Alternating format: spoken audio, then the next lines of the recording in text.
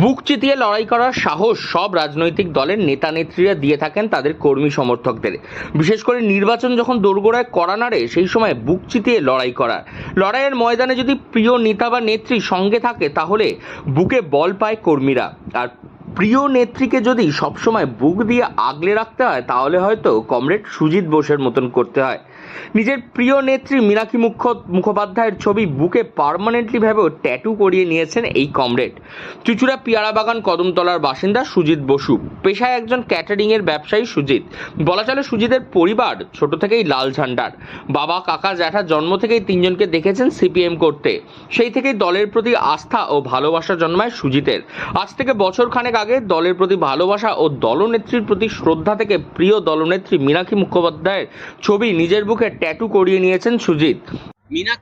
আমাদের এই নির্বাচনী সমাবেশ মীনাক্ষী বুকে কেন? এই মীনাক্ষী বুকে মানে মীনাক্ষী বুকে আমার ভালো লাগে, প্লাস নেত্রী হিসাবে সব জায়গায় ফাইট করছে, ঠিক আছে।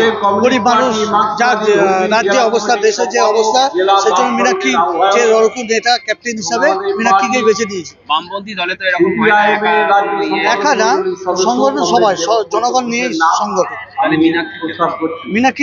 মীনাক্ষী কেন বলে না, সবাই ক্ষেত্রেই ভালো, জনসাধারণ সবাই ক্ষেত্রে।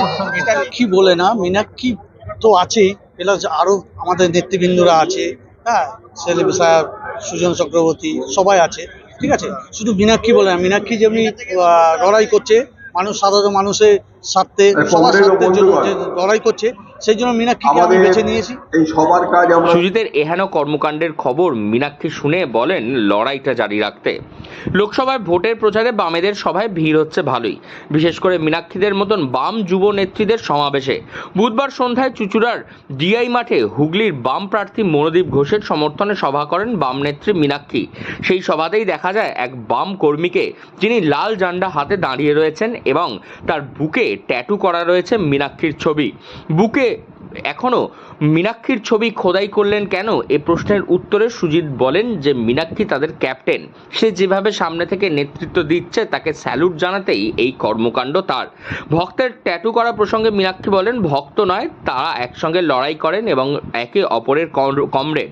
কোনো কর্মীকে কোনো নেতা বা কোনো নেতাকে কোনো কর্মীর পছন্দ হতেই পারে, সেই পছন্দের ভিতটা হলো রাজনীতি, সেই পছন্দের ভিতটা হলো আদর্শ, সেই পছন্দ হলো রাস্তায় থেকে লড়াই করার জেদ। ফলে সেটা যখন এক জায়গায় থাকে তখন মানুষ মানুষকে ভালোবাসে এবং তারা একসঙ্গে কাজ করে। একই সঙ্গে সেই কমরেডের এহেন কর্মকাণ্ডে ধন্যবাদও জ্ঞাপন করেছেন মীনাক্ষী মুখোপাধ্যায়।